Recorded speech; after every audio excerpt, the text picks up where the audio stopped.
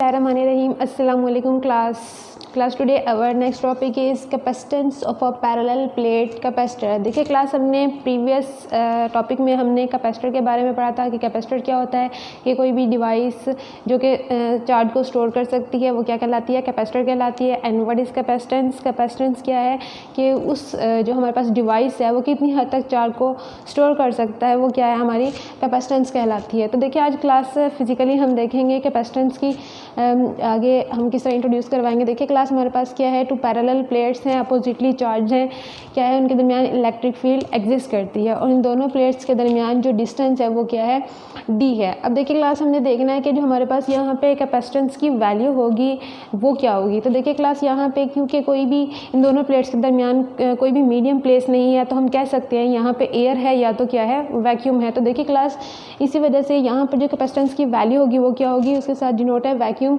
Capacitance of the parallel plates is equal to the Q over A. Mean to say हमारे पास जो plates हैं उनका area है, उनके ऊपर कितना चार्ज स्टोर है. तो देखिए यहाँ पे क्लास इलेक्ट्रिक फील्ड इंटेंसिटी भी एग्जिस्ट करती है. तो देखिए क्लास हमने पोटेंशियल ग्रेडियंट में पढ़ा था, जो हमारे पास इलेक्ट्रिक फील्ड इंटेंसिटी की वैल्यू है वो क्या है, del V over del are.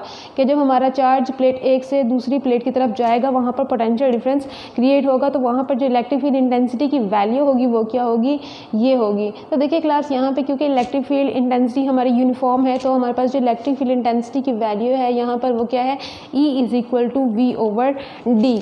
अब देखिए क्लास हमारे पास जो प्लेट्स हैं उनकी जो सरफेस चार्ज डेंसिटी है वो कितनी है, sigma is equal to Q over A. तो देखिए class next electric intensity between oppositely charge plates. तो इन अपोजिटली चार्ज प्लेट्स के दरमियान जो इलेक्ट्रिक फील्ड इंटेंसिटी की जो वैल्यू होगी वो क्या होगी, E is equal to sigma over epsilon not. अगर देखिए क्लास यहाँ पे सिग्मा की ये वाली वैल्यू पुट करें Q ओवर A तो फाइनली वैल्यू हमारे पास जो इलेक्ट्रिक फील्ड इंटेंसिटी की वैल्यू होगी वो क्या आएगी, E is equal to Q over A into epsilon not. इस इक्वेशन नंबर 1 का नाम दे दें क्लास, इस इक्वेशन नंबर 2 का नाम दे लें.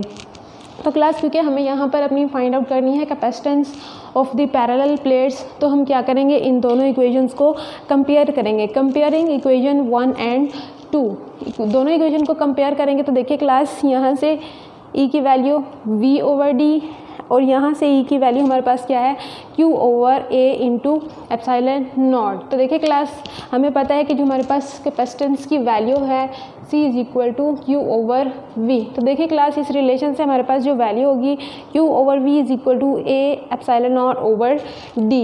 तो देखिए क्लास हमें पता है Q over V is equal to C और C हमारे पास है क्या है, C vacuum. Mean to say parallel plates के दरमियान या तो एयर एग्जिस्ट करती है या वैक्यूम. तो हमारे पास जो यहाँ पे कैपेसिटेंस की वैल्यू होगी वो क्या होगी, C is equal to A epsilon not over D. A हमारे पास क्या है, पैरेलल प्लेट्स का एरिया, एप्सिलॉन नॉट हमारे पास क्या है, permittivity of the free space या air, and D is the distance between the plates.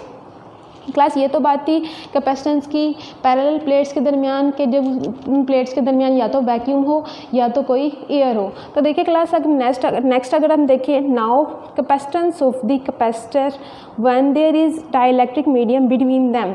कि अगर कोई हम डाइलेक्ट्रिक मीडियम प्लेस करते हैं पैरेलल प्लेट्स के दरमियान तब वहाँ पर हमारी जो कैपेसिटेंस की वैल्यू होगी वो क्या होगी. तो देखिए क्लास हमारे पास क्या है, वही टू पैरेलल प्लेट्स हैं, अपोजिटली चार्ज हैं, उनके दरमियान कोई भी डाइलेक्ट्रिक मीडियम प्लेस करते हैं. तो देखिए क्लास आगे क्या होता है, अगर हम इन प्लेट्स को किसी भी वोल्ट मीटर के साथ अटैच करें वो वोल्ट मीटर क्या शो करेगा, वोल्टेज को शो करेगा. तो देखिए क्लास जब हम इन प्लेट्स के दरमियान किसी भी डाइलेक्ट्रिक मीडियम को प्लेस करते हैं वो यहाँ पर जो वोल्टेज की वैल्यू होगी वो क्या करेगी, डाउन हो जाएगी. मीन टू से वोल्टेज की वैल्यू कम हो जाएगी.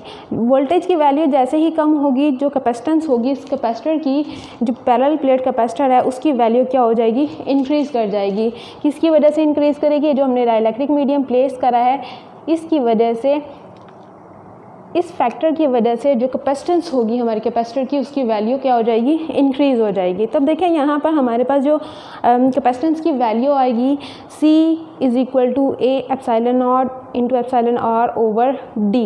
ये कब होगी वैल्यू, जब हम पैरेलल प्लेट्स के दरमियान किसी भी डाइलेक्ट्रिक मीडियम को क्या करते हैं, प्लेस करते हैं. अब देखिए क्लास यहाँ से इस फैक्टर को देखें, हमें पता है ये फैक्टर कब शो हो रहा है। देखें हमने ऊपर अभी फाइनली पढ़ा था, जो हमारा वैक्यूम है, जो पैरेलल प्लेट्स के दरमियान कोई भी एयर या वैक्यूम होती है, वहाँ पर जो कैपेसिटेंस की वैल्यू आती है वो क्या है, C = A epsilon not into D। तो यहाँ पर हम ये भी लिख सकते हैं। तो फाइनली हमारा जो रिलेशन होगा उसे हम कैसे लिख सकते हैं, C medium = C vacuum into epsilon R।